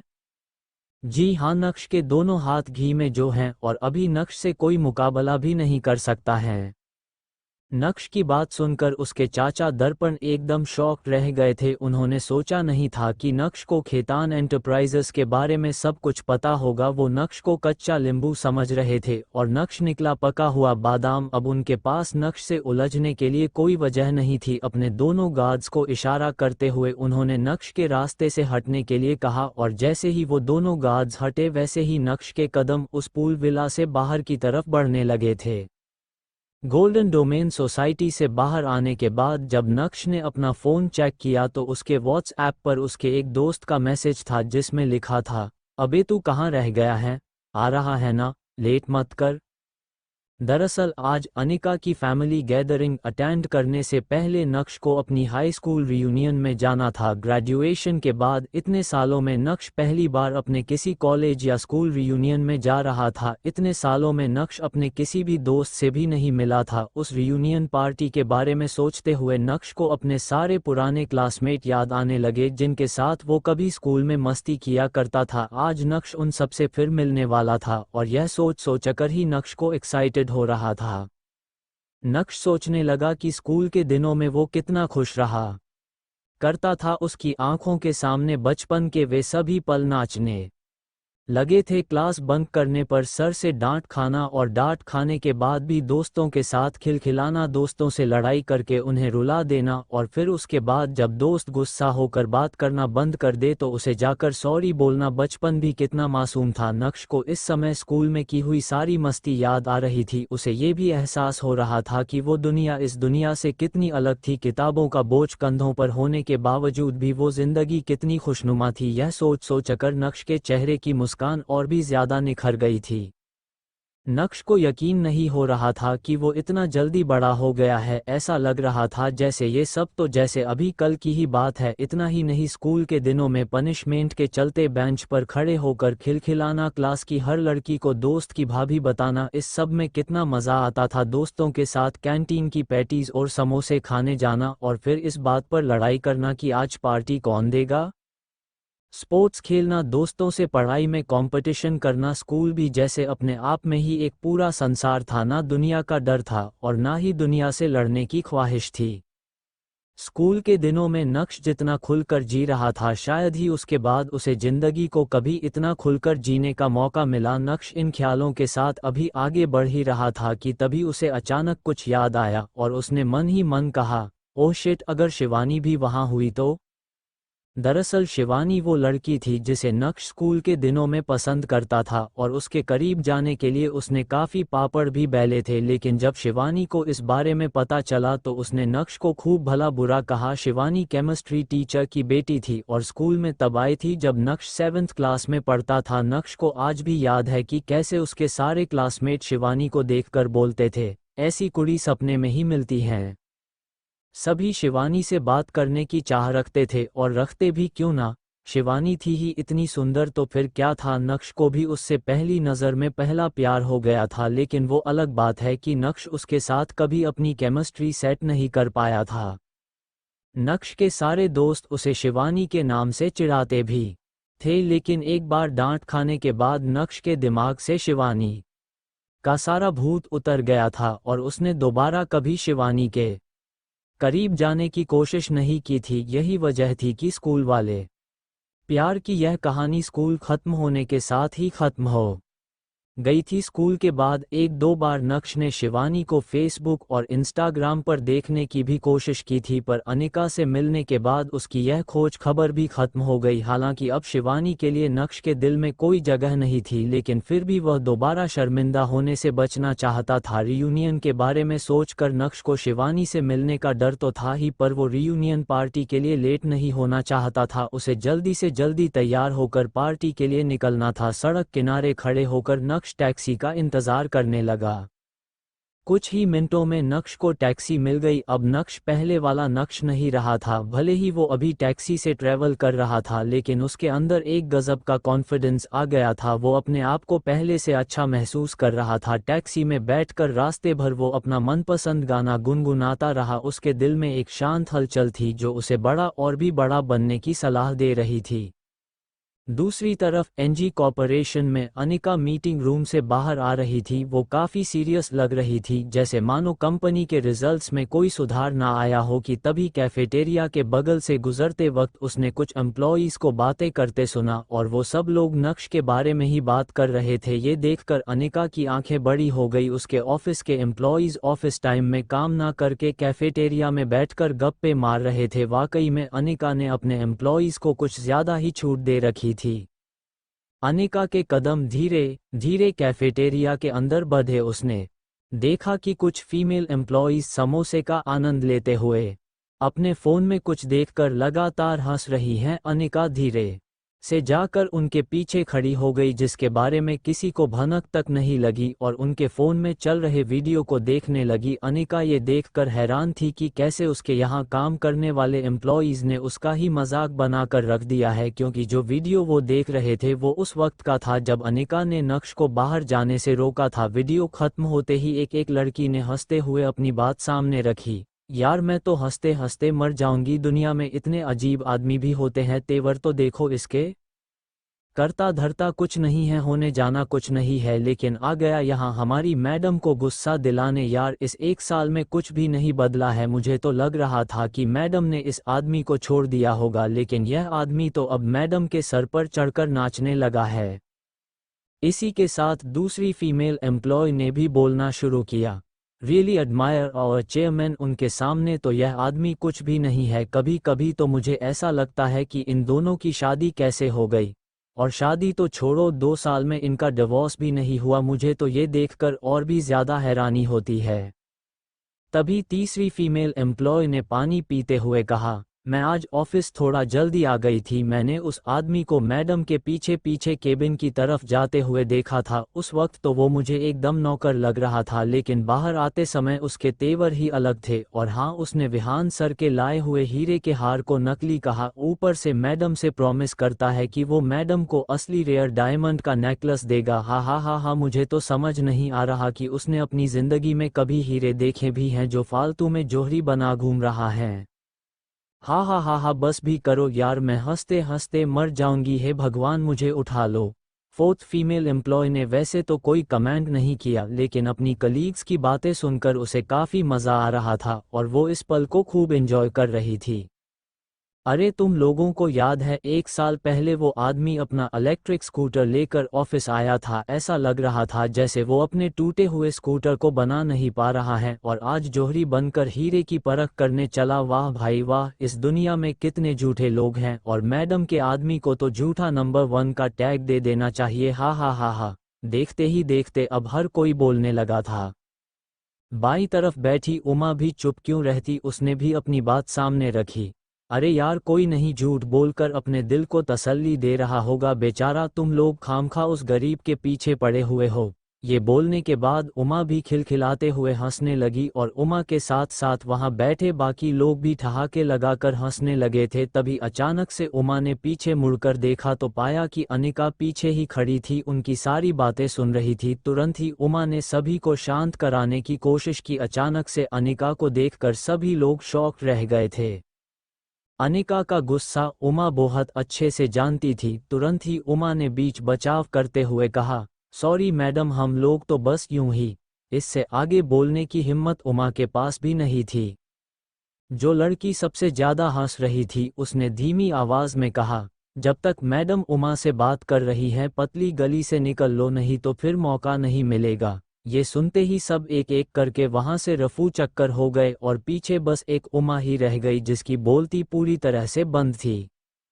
अनिका ने कुछ भी नहीं कहा, उसकी तीखी नजरें ही सबको डरा देने के लिए काफी थी। जैसे तैसे मौका पाकर उमा भी वहां से निकल गई और सभी के वहां से जाने के बाद अनिका भी अपने दिल में गुस्सा भरकर चुपचाप वहां से निकल गई थी। जब अनिका अपने केबिन में गई तो उसके लिए अपने गुस्से को काबू में रखना बहुत मुश्किल हो रहा था। उसे समझ नहीं आ रहा था कि वो अपने गुस्से का क्या करे। जब अनिका बेकाबू हो गई तो उसने अपने हाथ में पकड़े कॉफी मग को पूरी ताकत से दीवार पर दे मारा। ऐसा अक्सर होता रहता था, इसलिए ऑफिस में काम करने वालों को इसकी आदत हो गई थी। वो जानते थे कि जब भी अनिका को बहुत गुस्सा आता है तो वो चीज़ें तोड़कर ही अपनी भड़ास निकालती है। अनिका को समझ नहीं आ रहा था कि वो कैसे अपने एम्प्लॉयज़ को अपने बारे में बात करने से रोके। हर बार तो वो किसी के पीछे जाकर उन्हें धौंस नहीं दिखा सकती थी। उसकी कंपनी में इतने सारे काम करने वाले हैं, किसको रोकेगी अनिका? ये सोचकर उसे और भी ज्यादा गुस्सा आ रहा था और साथ ही साथ नक्श उसकी आंखों में चुभता जा रहा था। अनिका के मन में ये भी चल रहा था कि आखिर नक्श की वजह से उसे और कितना बेइज्जत होना पड़ेगा। यही सब सोचते हुए अनिका की नज़र अपने पापा के फोटो पर पड़ी जो उसके केबिन की वॉल पर टंगी हुई थी। अनिका ने गुस्से से उस फोटो की तरफ देखते हुए कहा, मैं आपकी सबसे प्यारी बेटी थी। मुझे लगता था कि आप मेरे लिए जो भी पसंद करोगे वो बहुत सोच समझकर करोगे, इसलिए मैं कभी भी किसी लड़के के साथ रिलेशनशिप में नहीं आई। मैंने किसी लड़के को डेट भी नहीं किया और ना ही आपके सामने अपनी शादी की कोई शर्त रखी। लेकिन आपने क्या किया? आपने मुझे इस गधे से बांध दिया, फिर भी मैंने कोई सवाल नहीं किया। अगर उसकी इन हरकतों के बारे में मुझे पहले से पता होता तो शायद मैं आपको मना कर देती। लोग कहते हैं कि माँ बाप जो कुछ भी अपने बच्चों के लिए करते हैं उनकी भलाई सोचकर ही करते हैं, पर सच कहूँ तो पापा मुझे नहीं लगता कि आपने मेरे लिए कुछ भी अच्छा सोचा था, बल्कि अब तो मुझे ऐसा लगता है जैसे आपको अपना आखिरी काम खत्म करना था और वो करके आप चले गए। अपने दिल की बात अपने पापा के सामने रखने के बाद अनिका फूट फूट कर रोने लगी थी। जब भी अनिका नक्श की हरकतों से परेशान होती थी तब वो अपने पापा के डिसीजन पर सवाल उठाती, लेकिन आज पहली बार अनिका ने अपने पापा को एक केयरलेस पिता घोषित कर दिया था। ऐसा नहीं है कि अनिका को सिर्फ अपने पापा से ही शिकायत थी, कभी कभी वो अपनी माँ चित्रा से भी यह सवाल पूछ लेती थी कि उसने अनिका की शादी उस बेकार आदमी से कैसे होने दी, उस शादी को रोका क्यों नहीं गया। लेकिन चित्रा चाहे दुनिया के सामने कितनी ही तेजतर्रार क्यों ना हो, लेकिन उसने कभी भी अपने पति के डिसीजन पर सवाल नहीं उठाया था। और यह भी सच है कि चित्रा शादी से पहले तक नक्श को ठीक से जानती भी नहीं थी। जो कुछ भी किया अनिका के पापा ने ही किया था, लेकिन अब अनिका और चित्रा दोनों ही उनके डिसीजन से खुश नहीं हैं। अपने दिमाग में कई सारे सवाल लेकर और अपनी आंखों में बेपनाह गुस्सा लिए अनिका कुर्सी पर बैठ गई। उसका दिमाग इतना ज्यादा खराब हो गया था कि वो दिन भर केबिन से बाहर ही नहीं निकली थी। पूरे समय उसके दिमाग में बस अपनी बाकी की जिंदगी की कहानी चल रही थी। दूसरी तरफ नक्श रियूनियन पार्टी में जाने के लिए तैयार होने घर पहुंच गया था। जैसे ही उसने दरवाज़ा खोला तो देखा कि चित्रा सोफे पर आराम से बैठकर टीवी देख रही है। जैसे ही चित्रा ने नक्श को अंदर आते हुए देखा वैसे ही चित्रा ने कहा, नक्श यहाँ आओ, मुझे तुमसे कुछ ज़रूरी बात करनी है। वैसे तो नक्श को पार्टी में जाने के लिए बहुत देरी हो रही थी, लेकिन चित्रा के ऑर्डर को नक्श भला कैसे इग्नोर कर सकता था। तुरंत ही नक्श चित्रा के सामने जाकर खड़ा हो गया और चित्रा के बोलने का इंतजार करने लगा। हालांकि नक्श के अंदर एक गहरा बदलाव आ गया था और अब उसे किसी के भी ऑर्डर को पूरा करने या सुनने की कोई ज़रूरत नहीं थी, लेकिन नक्श अपने अंदर आए इस बदलाव की भनक भी चित्रा को नहीं लगने देना चाहता था। तभी चित्रा ने बोलना शुरू किया, तुम्हें याद है अभी कुछ दिन पहले ही मैंने तुम्हारा और अनिका का हॉस्पिटल में टेस्ट करवाया था। उसकी रिपोर्ट्स आ गई हैं, लेकिन हर बार की तरह इस बार भी कुछ पता नहीं चला है। रिपोर्ट्स के हिसाब से तुम दोनों की बॉडी में कोई दिक्कत नहीं है। अब तुम मुझे सच सच बताओ कि तुम्हारे किसी फैमिली मेंबर को कोई दिक्कत तो नहीं, या खानदान में किसी को कुछ रहा हो। समझ रहे हो ना कि मैं किस बारे में बात कर रही हूँ? कोई जेनेटिक डिसऑर्डर या कुछ भी? चित्रा की बात सुनकर नक्श का चेहरा शर्म से झुक गया। ऐसे कैसे चित्रा उसके परिवार वालों पर बेवजह शक कर सकती थी। लेकिन अपने गुस्से को संभालते हुए नक्श ने शालीन अंदाज में कहा, नहीं माँ, ऐसा कुछ भी नहीं है। मेरे खानदान में कभी किसी को कोई भी बीमारी नहीं थी, सब हेल्दी हैं और मैंने कभी ऐसा कुछ सुना भी नहीं है। नक्श ने पूरे विश्वास के साथ अपनी बात सामने रखी, लेकिन चित्रा ने उसकी बातों को इस तरह हवा में उड़ाया जैसे मानो वो झूठ बोल रहा हो। थोड़ी देर सोचने के बाद चित्रा ने कहा, अच्छा सच कह रहे हो।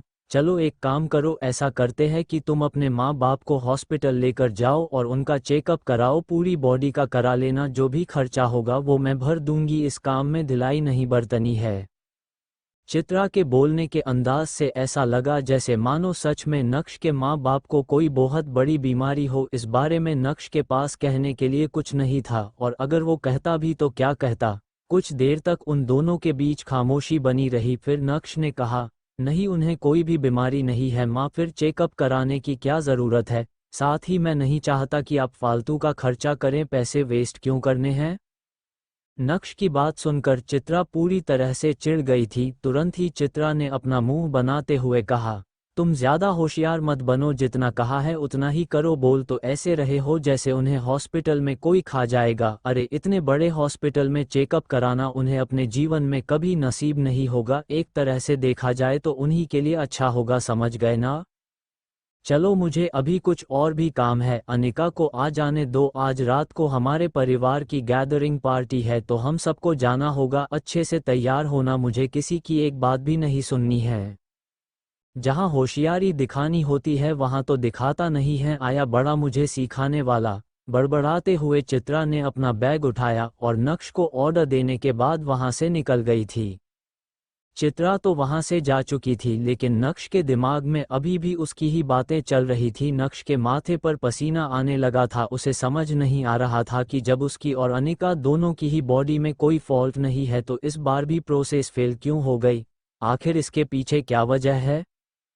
पिछले 1.5 सालों से लगातार नक्श और अनिका आईवीएफ के जरिए टेस्ट ट्यूब बेबी करने का ट्राई कर रहे हैं, लेकिन हर बार उनका प्रोसेस फेल हो जाता है। इस बार भी रिजल्ट्स फेल आए। नक्श को समझ नहीं आ रहा था कि अब करे तो क्या करे।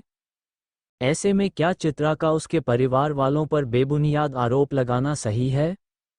क्या जेनेटिक डिसऑर्डर की वजह से भी ऐसा कुछ होता है। ऐसा नहीं है कि नक्श में कुछ करने की हिम्मत नहीं थी, लेकिन असल बात तो ये थी कि अनिका उसे अपने आसपास भी भटकने नहीं देती थी। 2 सालों में शायद ही नक्श उसके पास भी कभी बैठा हो। शादी को इतना वक्त हो गया था, लेकिन उसके परिवार वालों को अभी भी अनिका से कोई खुशखबरी सुनने नहीं मिली थी। अभी तक तो किसी ने भी चित्रा या अनिका से इस बारे में नहीं पूछा था, लेकिन टाइम निकलने के साथ साथ लोगों का शक बढ़ता जा रहा था, और यही वजह थी कि इतना सब खेल खेलने की ज़रूरत पड़ी।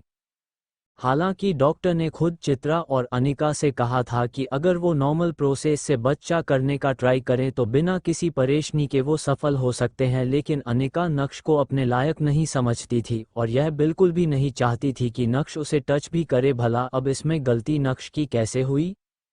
लेकिन जब इस बार भी वो लोग सक्सेसफुल नहीं हो पाए तो बेचारे नक्श को आरोपी बना दिया गया। यहाँ तक कि चित्रा नक्श के परिवार वालों पर ही शक करने लगी। नक्श जानता था कि उसकी इसमें कोई भी गलती नहीं, लेकिन वो मजबूर था। अनिका के पिता की इज्जत करने के नाते नक्श ने हमेशा खामोश रहना ही ठीक समझा था। आईवीएफ रिजल्ट्स के बारे में बहुत देर तक सोचने के बाद नक्श ने डिसाइड किया कि उसे अभी के लिए इस टॉपिक को छोड़ देना चाहिए। अभी उसके सामने उसके पुराने क्लासमेट्स की रियूनियन पार्टी थी, जहां उसके सारे पुराने दोस्त आने वाले थे। कम से कम वहां जाकर उसे कुछ तो अच्छा फील होगा, और वहां जाने के लिए उसे एकदम नाइसली ड्रेस्ड होना ज़रूरी है। नक्श ने मुंह हाथ धोए और चकाचक कपड़े पहनकर घर से बाहर निकला। नक्श के पास अपनी खुद की कोई कार नहीं थी, ले देकर उसके पास अपना इलेक्ट्रिक स्कूटर था जो काफ़ी पुराना हो गया था, लेकिन वो कहते हैं ना, ओल्ड इज गोल्ड। अपने स्कूटर को कार समझकर नक्श सीधा होटल प्राइम स्टार की तरफ निकल पड़ा था। होटल प्राइम स्टार सूरत की सबसे आलीशान होटलों में से एक मानी जाती थी। बड़े बड़े लोगों की मीटिंग्स और फंक्शंस यहीं होते थे, और आज नक्श के क्लासमेट की रियूनियन पार्टी भी यहीं होने वाली थी। ब्लैक कलर का सूट पहने नक्श अपने पुराने स्कूटर पर होटल पहुंचा। वहां खड़े होटल स्टाफ ने जब नक्श के स्कूटर की हालत देखी तो वो कंफ्यूज्ड हो गए। सूट पहनकर कोई इंसान अपने खटारा स्कूटर लेकर कैसे आ सकता है। हालांकि होटल के स्टाफ ने कुछ कहा नहीं, लेकिन नक्श को देखकर वो मन ही मन हंस रहे थे। अपने स्कूटर को होटल की पार्किंग में लगाने के बाद नक्श मिरर में अपनी शक्ल देखने लगा। अपने बालों को संवारने के बाद नक्श के कदम सीधा होटल के अंदर की तरफ बढ़ने लगे थे। अभी नक्श होटल के अंदर जाने ही वाला था कि तभी उसे पीछे से किसी ने आवाज़ दी, ओए नक्श रुक जा भाई, मेरा भी इंतज़ार कर ले। उस आवाज़ को सुनकर जैसे ही नक्श ने पीछे मुड़कर देखा तो उसके सामने एक लाल मर्सिडीज खड़ी थी, जिसकी खिड़की में से एक लंबे बाल वाला हैंडसम लड़का उसे देखकर दांत निकाल रहा था। उस लड़के को देखते ही नक्श खुश हो गया और उसकी खुशी साफ बता रही थी जैसे उसने कई दिन बाद अपने दोस्त को देखा था। तुरंत ही नक्श के कदम उस लाल मर्सिडीज की तरफ बढ़े और खुशी से झूमते हुए नक्श ने चिल्लाते हुए कहा, अरे हर्ष, तू केमचो भाई, केमचो। हर्ष नक्श की ही क्लासमेट था और स्कूल का स्पोर्ट्स कैप्टन था। लंबा और हैंडसम होने के कारण लड़कियों में उसके खूब चर्चे रहते थे, यहाँ तक कि बड़ी क्लास की लड़कियां भी उसे दोस्त बनाना चाहती थी। उसकी दीवानगी की कोई कमी नहीं थी। अभी भी उसके पीछे कई लड़कियां पड़ी थी, लेकिन हर्ष हर किसी को घास नहीं डालता था। नक्श एक नॉर्मल इंसान की तरह ही उससे मिलना चाहता था, इसलिए अपनी तरफ से कोई दिखावा ना करते हुए उसने हर्ष से कहा, कितने दिनों बाद मिले यार, तेरी कार तो बहुत बढ़िया लग रही है, कितने की ली? हर्ष ने हवा में हाथ हिलाते हुए कुछ इस तरह नक्श की बात का जवाब दिया जैसे मानो उसे उसकी परवाह ही ना हो। अरे ज़्यादा महंगी नहीं है, बस 50 लाख की है। अपनी अमीरी का दिखावा करने के बाद हर्ष ने अपनी नज़रें यहाँ वहाँ घुमाई, तभी उसकी नज़र साइड में खड़े पुराने से स्कूटर पर पड़ी, जिसे देखकर पहले तो उसने अपना मुंह बनाया और फिर अपने चेहरे पर हल्की सी मुस्कान बिखेरते हुए नक्श की तरफ देखते हुए बोला, नक्श तू यहाँ कैसे आया? मैं वो देख साइड में जो खड़ा है ना, मेरा हवाई स्कूटर, उसी से आया हूँ। अभी कुछ दिन पहले ही सर्विसिंग करवाई है, मस्त हवा से बातें करता हुआ चलता है, टेस्ट ड्राइव लेगा क्या? ये बोलते हुए नक्श ने हर्ष की आंखों में देखकर अपने स्कूटर की चाबी हर्ष की तरफ बढ़ाई। नक्श की इस हरकत को देखकर हर्ष को हंसी आ गई और वो कार से उतरते हुए बोला, अरे नहीं अभी नहीं, फिर कभी, चलो अंदर चलते हैं, सब लोग इंतजार कर रहे होंगे। जैसे ही नक्श और हर्ष अंदर पार्टी हॉल में पहुंचे वैसे ही सारे जूनियर्स ने हर्ष को घेर लिया और ग्रीट करने लगे। इस दौरान हर्ष ने नक्श को कब साइड में कर दिया नक्श को पता ही नहीं चला। ये देखकर एक पल के लिए नक्श को काफ़ी बुरा लगा, क्योंकि वो बड़ी उम्मीद के साथ अपने दोस्तों से मिलने आया था। निराश होकर उसने मन ही मन सोचा कि उसके लिए तो एक कोना ही ठीक है, और फिर वो कोने में रखी चेयर पर जाकर बैठ गया। कुछ देर तक नक्श ने अपने आप को मन ही मन कोसा कि वो यहाँ क्या लेने आया है, लेकिन फिर जब वहाँ बैठे बैठे बाकी लोगों को देखा तो मन ही मन सोचने लगा कि यहाँ मौजूद जितने भी लोग एक दूसरे की वाहवाही कर रहे हैं ये बस एक दिखावा है, बाकी कुछ नहीं। कम से कम नक्श के साथ जो हुआ वह एक सच्चाई तो थी। अगर इंसान अपनी जिंदगी में बेबस और लाचार हो जाए तो दुनिया उसके साथ कैसा सलूक करती है, ये बात नक्श अच्छी तरह से जानता था। नक्श अभी यह सब कुछ नोटिस कर ही रहा था, तभी उसके फ़ोन की घंटी बजी और उसने देखा कि उसके दादाजी का मैसेज आया है, formalities cleared and amount transferred. अब इसे टोकन ऑफ लव कहे या फिर भानुशाली ग्रुप को नक्श की ज़रूरत। नक्श के एग्रीमेंट लेटर के हिसाब से भानुशाली ग्रुप को 24 घंटों के अंदर नक्श के अकाउंट में 2 करोड़ रुपए डालने थे, वरना नक्श और भानुशाली ग्रुप के बीच का एग्रीमेंट फेल हो जाता। नक्श के अकाउंट में वो पैसा भी आ गया था। ये देखते ही नक्श ने एक बार फिर से उन लोगों की तरफ देखा और मन ही मन सोचा, सच कहें तो इंसान की कोई कीमत नहीं होती, बल्कि कीमत तो उसके पैसे की होती है। सभी चीज़ों पर गौर करते हुए नक्श की नज़र अचानक से शिवानी पर पड़ी। अगर हर्ष ने नक्श के साथ ऐसा व्यवहार नहीं किया होता तो शायद वो शिवानी से दूर ही रहने की कोशिश करता, लेकिन बाकी लोगों के बर्ताव की वजह से अब वह उस पार्टी में मौजूद सभी लोगों का टेस्ट लेना चाहता था, देखना चाहता था कि आखिर इनमें से कौन सच्चा है और कौन बेईमान है। तभी नक्श चेयर से उठा और बार काउंटर की तरफ चला गया। वहां से उसने एक वाइन का ग्लास उठाया और धीरे धीरे शिवानी की तरफ बढ़ने लगा। जैसे ही वो शिवानी के पास पहुंचा उसने वो वाइन का ग्लास शिवानी की तरफ बढ़ाते हुए बोला, कैसी हो शिवानी?